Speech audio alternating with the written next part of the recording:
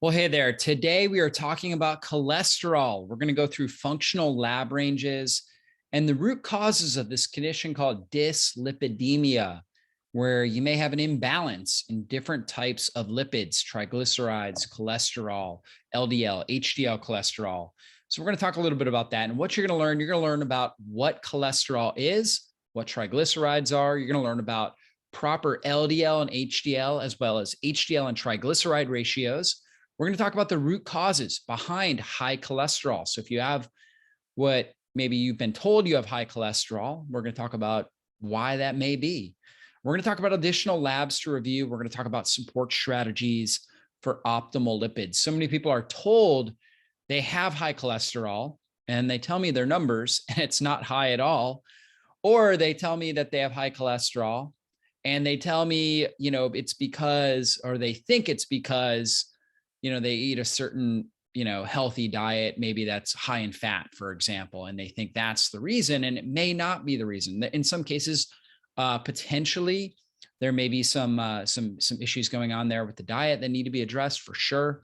However, I see a lot of people that are living health conscious lifestyles that are being tricked or manipulated into believing they have high cholesterol, or they're being tricked into believing the root cause is their diet when it's actually something else that's going on, or some sort of inflammatory trigger that they're not aware of. And so we'll talk about that as we go on. But of course, this video is not meant to diagnose, treat, or cure any medical condition, and it's for informational purposes only. The video is not a treatment protocol and does not replace a consultation with a healthcare practitioner. You are fully responsible for what you do or don't do with the information in this presentation. Now, let's talk about cholesterol. Cholesterol is a really, really important compound in the body that's used to produce vitamin D. It's used to produce all of our sex hormones, including testosterone, estrogen, progesterone. It's also attached to bile salts, right, to create bile, right? So cholesterol is the backbone with bilirubin, which is a breakdown product of red blood cells, and with a bile salt like choline and taurine, and it produces bile that we eliminate toxins through. So cholesterol, very, very important substance and something that is really critical. Now, in our society, we've been told to believe that LDL, or low density lipoproteins, and these are actually proteins, believe it or not. So when we look at LDLs and we look at HDLs, these are actually proteins, but they do carry cholesterol. So these are proteins that carry cholesterol, and LDLs are going to carry more cholesterol than HDLs, right? So there's a higher quantity of triglycerides and cholesterol in LDL than there is with HDL. But what we have to realize also is that LDLs, as they're bringing the cholesterol, they're also bringing a whole bunch of fat soluble nutrients like vitamin A, vitamin D, vitamin E, vitamin K to the cell membrane. They're bringing phospholipids. All of our cells, they have this phospholipid bilayer. So the outer layer is these phospholipids, and we need healthy phospholipids for good health. And so that's actually what LDL is bringing to the cell. So the way to think about LDL is it's really responding to its goal is to bring healing nutrients, right? Compounds that help heal and repair the cell membrane and the different compounds within the cell. And so when oxidative stress goes up in the body and there's more damage to the cells and the lipid bilayers, we're going to need more compounds getting out there. And so it's kind of like a fire truck. If there's a lot of fires going on, there's going to be a lot of fire trucks on the road. Is it the fire truck's fault that there's a lot of fires? No, it's not. They're trying to save the day. So we can't just say, okay, because LDL is up, this is bad. And, it's a bad type of cholesterol that we need to suppress. We have to ask, why is LDL up? Is there a good reason? Or is this a maladaptive process, which in some cases it may be? And we'll talk about that. And so this is what we have to ask, and same with HDL. So when we look at LDL, there are large LDL particles, pattern A, and there are small LDL particles, pattern B. The large LDL particles are actually bringing lots of different compounds, phospholipids, triglycerides, right? All those things I was talking about, fat soluble nutrients, and they have a large quantity of them. The small LDL particles are actually what we call the real bad cholesterol because they're more prone to oxidation, whereas the large LDL particles, the pattern A, are less prone to oxidation because they have more antioxidants, higher levels of vitamin E, for example, that protect them from oxidative stress. They've got more precious cargo that they're bringing out to the cells. That's one of the main reasons. And then also it's their size. So these small LDL particles are small and they can slip into the endothelial lining in between the junctions between the cells, where they can kind of get caught in the endothelium and be oxidized and cause more damage to the endothelial lining, which is the inner lining of the blood vessels. Whereas the large LDL particles of pattern A are more buoyant. That's kind of the term that's used. And they are too large to slip into the lining of the endothelium. And so again, they have more vitamin E. They're again less susceptible, whereas the small LDL, the pattern B, are much more prone to oxidative damage. And when these particles get damaged from oxidation, they create more inflammation. Okay, so the oxidative stress, is really the root cause, but a vehicle that the oxidative stress uses to cause further damage are these small LDL particles, which is going to cause more damage to the blood vessel, which is going to cause more stiffening, or what we call arteriosclerosis. And so I think that's super important to understand. So we have to understand how that works. And you can see this, number 5, after a meal, blood fat level doubles in pattern B versus pattern A. And what that's talking about is triglyceride levels. Triglyceride levels are going to go up with high insulin, right? So high blood insulin is one of the main factors associated with this pattern B, this small LDL particle. High insulin tells our body not to burn fat, to only burn sugar. And so we get more fat in our blood, more higher triglycerides, because we're not bringing them into the cells to burn them, into the muscle cells to burn them as an energy source. So HDL is what we call our good cholesterol, right? It's kind of recycling. It's kind of the leftover lipoprotein. After we dump off the cargo, we've got this HDL, right? And HDL has anti-inflammatory components. It also helps to, clean up and pull out excess LDL particles, or excess, I should say, cholesterol particles that are around the vessel walls. It has anticoagulant capabilities. It also helps buffer oxidative stress, believe it or not. So we want a certain amount of HDL. That's very, very healthy for the body. And so triglycerides, what are triglycerides? A triglyceride is a type of lipid or fat that's used for long-term energy storage in the body. So it's an energy storage form.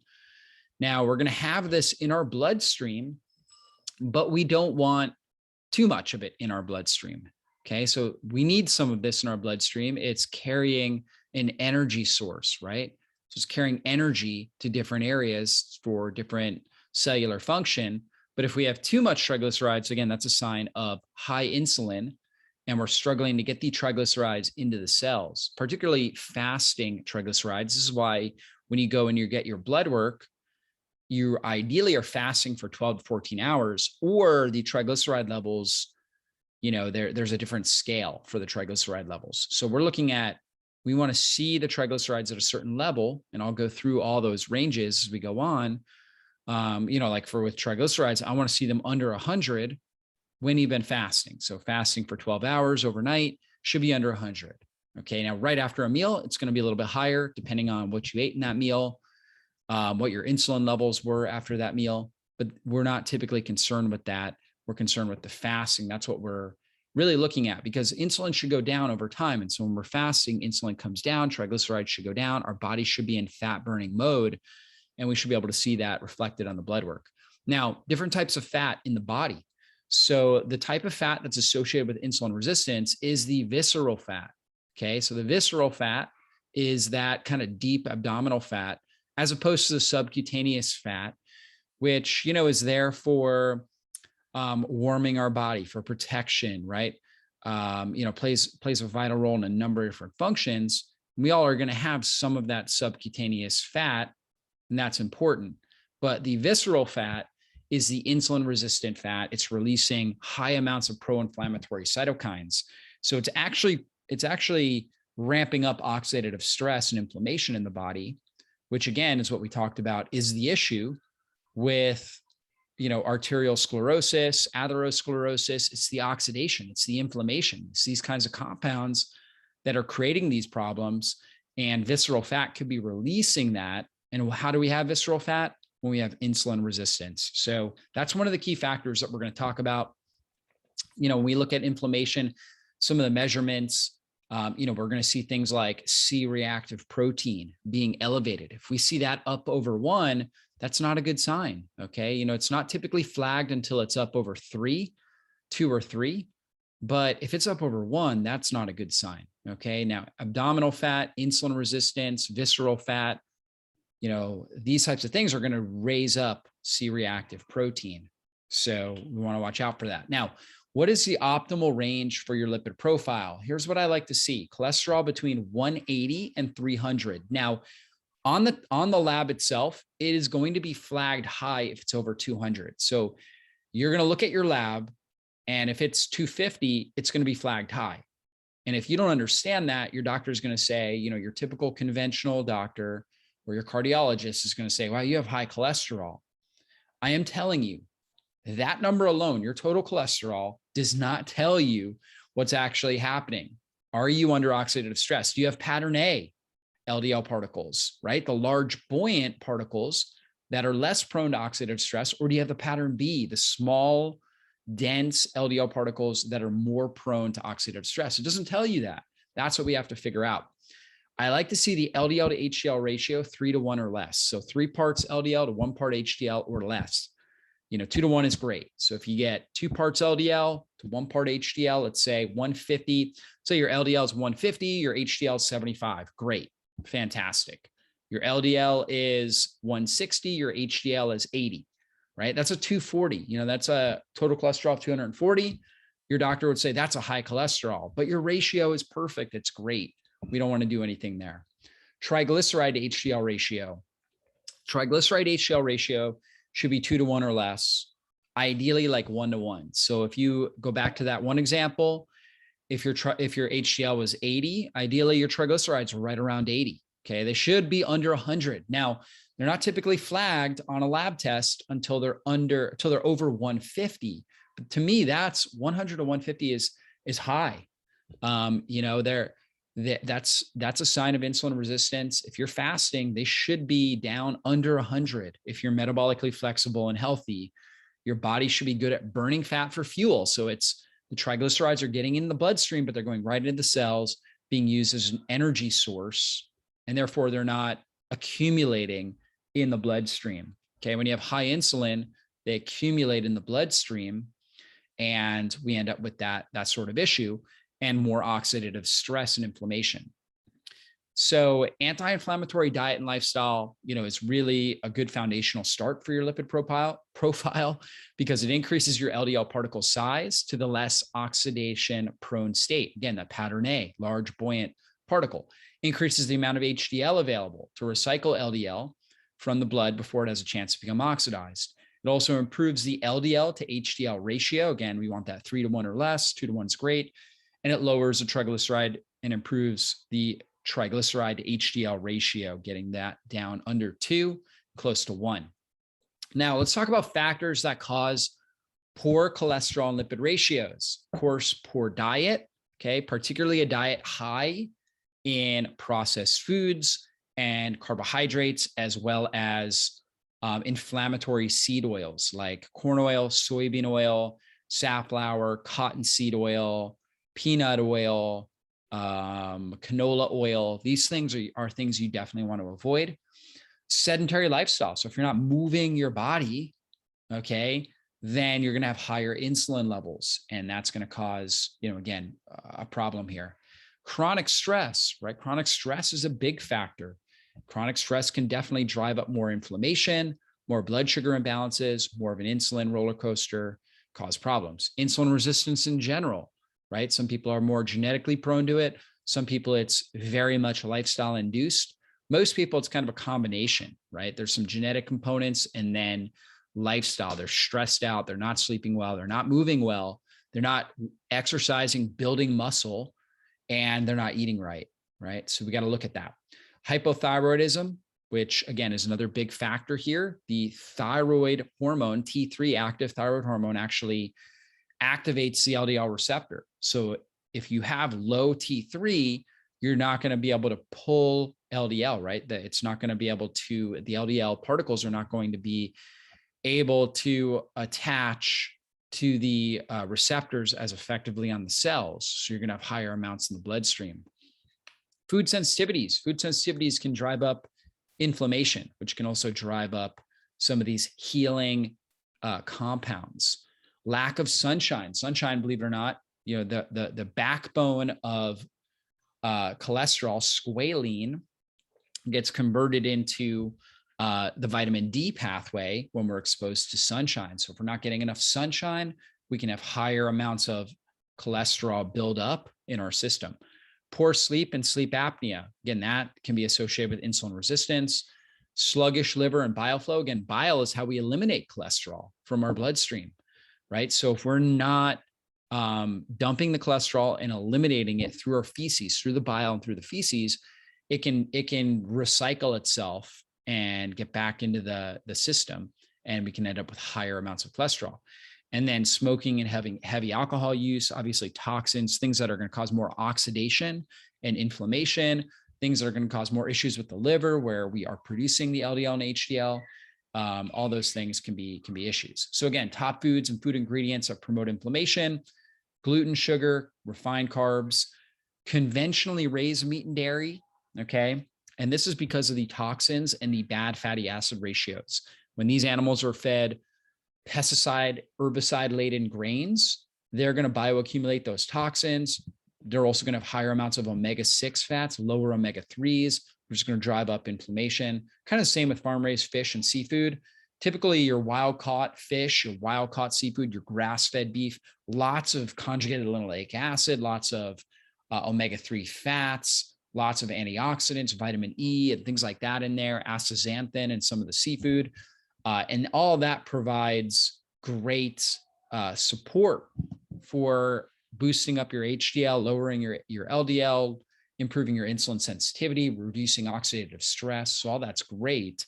But, you know, we want to minimize conventionally raised and farm raised fish and seafood, conventionally raised meat and dairy. Processed conventional meats, again, can be another big factor. Trans fats in general, food additives, preservatives, those processed vegetable and seed oils, like I was talking about, corn oil, canola oil, soybean, safflower, cottonseed, peanut, those oils we want to avoid. And artificial sweeteners we want to avoid as well. They're going to promote inflammation. Now, signs that you may be dealing with insulin resistance: if you tend to be overweight, particularly if you have more abdominal weight, like that tends to be where you're carrying it, that is a sign of insulin resistance. Trouble losing weight. So let's say you start exercising, you start following a good diet, but you have trouble losing weight. That can be a sign of insulin resistance. A large appetite, eat a lot of food in a meal, and then you eat the meal, but then you're still craving sweets after your meals. Okay, this is common. A lot of people do this.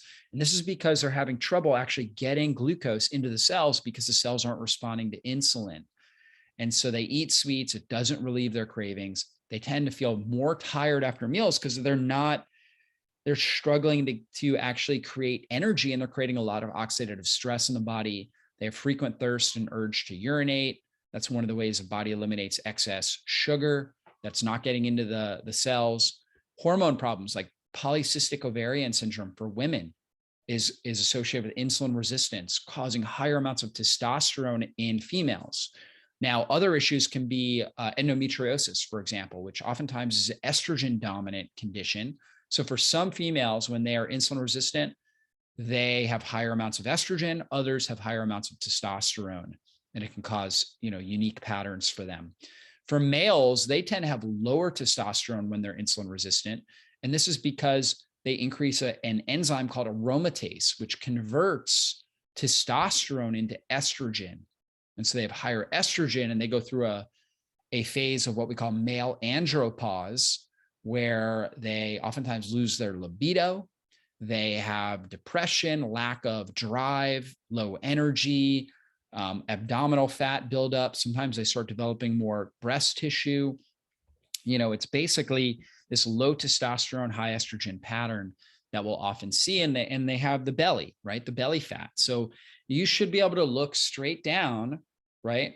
And be able to see your toes. And if you have to, round your body, if you have to bend forward to be able to do that because your belly's in the way, that's a sign you have insulin resistance.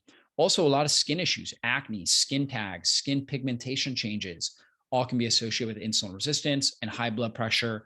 And like we've been talking about, high triglycerides, very much associated with insulin resistance. Now, going back to the idea of the thyroid hormone and its effects on lipid metabolism, we know that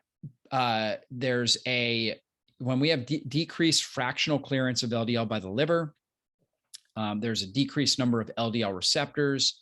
So basically, thyroid hormone, it plays an important role in LDL receptor activity. Okay. And so when we have low T3, we're not able to be able to recycle the LDL as effectively. So we end up with higher amounts of LDL out in our system. Okay. And so hypothyroidism, and this is what's so tragic, is so often people that actually have a thyroid issue, they go into their doctor and their doctor sees their cholesterol high. They tell them, hey, I don't feel good. I feel like I have low energy. They say, well, wow, your cholesterol's high. And they treat the cholesterol. And it's not a cholesterol issue. It's because they don't have the activity of the thyroid hormone.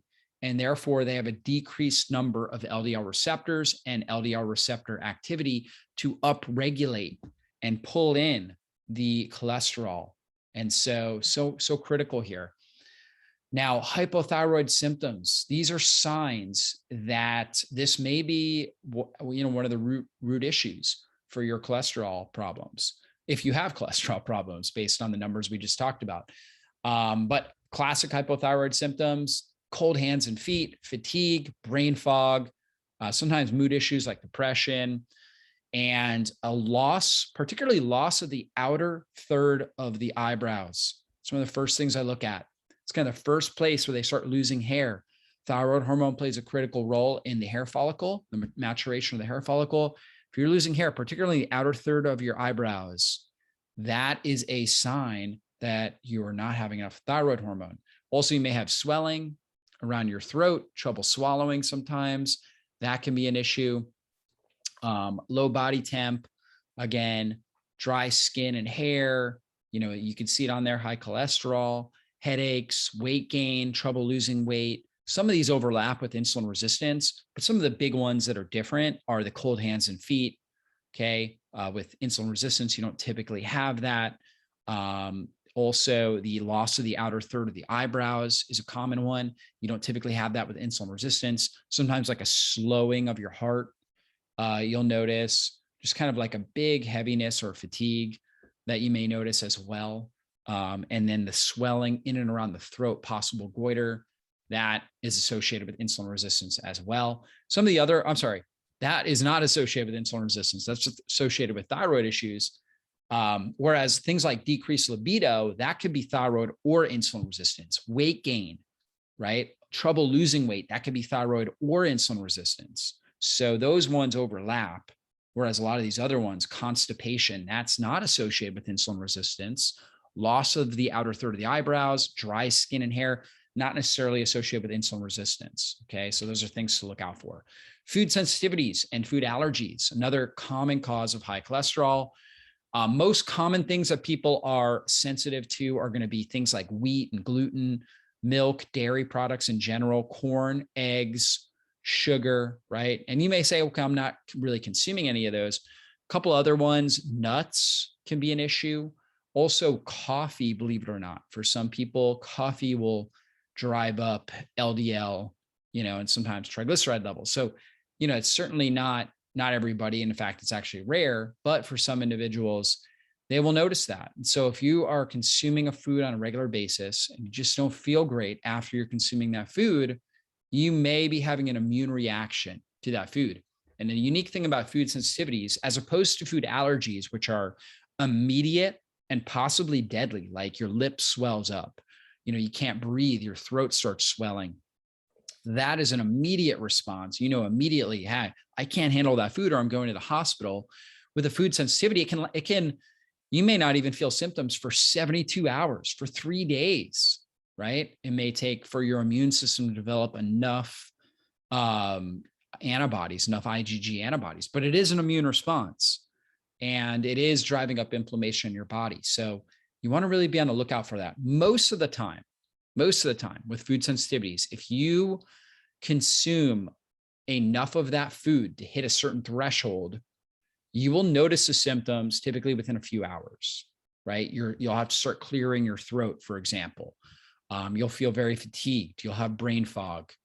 You might have a skin issue, right? A rash or something like that. Typically, it's going to be within a few hours, but potentially it could take up to 72 hours. So then the longer it takes, obviously, the harder it is to track and see, what it is. But there are some things that you can do in order to check for food sensitivities. There's lab tests. You can also check your pulse, put a food on your tongue, and see if it raises up your pulse rate.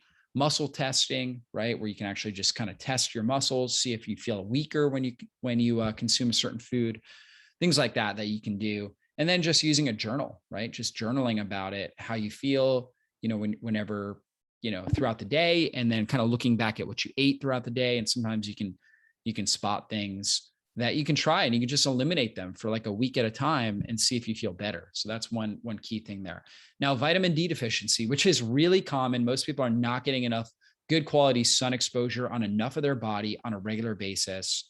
So, vitamin D exposure very much linked with heart disease, oxidative stress, higher levels of inflammation in the body, and really it impacts every system of the body. Now, when we look at blood cholesterol levels, we've got this compound squalene. Squalene converts into dehydrocholesterol, and then sunlight takes it down the vitamin D pathway. When we're not getting sun, we get the cytochrome P450 reductase enzyme that comes in and converts dehydrocholesterol into cholesterol, right? And then into the cholesterol ester. And so it goes down the cholesterol pathway. Now, it actually is going to go through both of these pathways, right? When you get sunlight. So it's not like you're not going to have cholesterol. You're constantly producing cholesterol. It's one of the most important compounds your body does create. Super, super critical.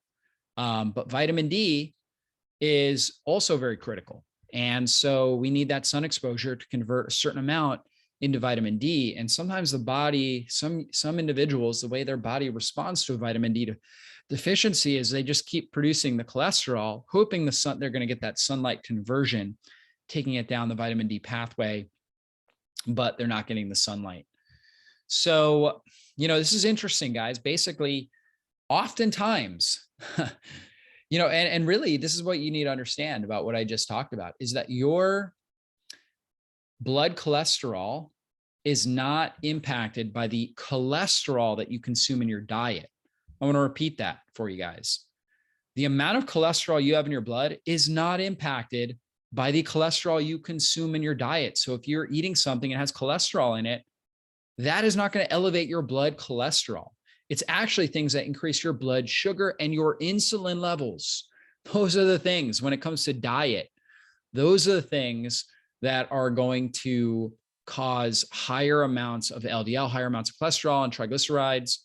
And on top of that, it's things that drive up inflammation. So things that increase blood sugar and insulin and things that drive up inflammation. That's why, for example, conventional meat, conventional meat, unless it's got sugar on it, if it's just, a conventional, chicken patty or something, it's not going to drive up insulin, but it may have toxins in it from the herbicides, things like that, bad fatty acid ratios that are now going to drive up inflammation, oxidative stress in the body.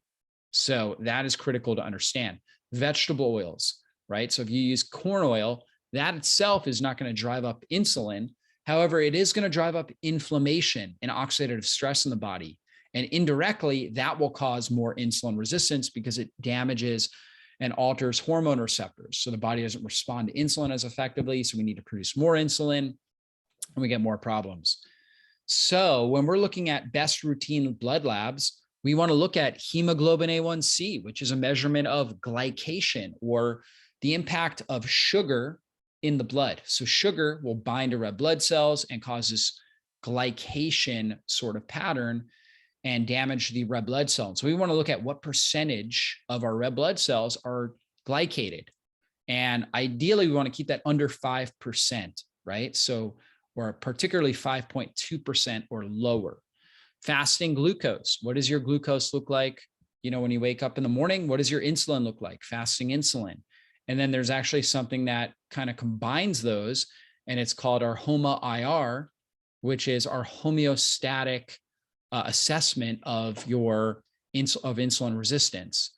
So for some people, they have a little bit higher fasting glucose, but their fasting insulin is really low. For other people, their fasting glucose looks great.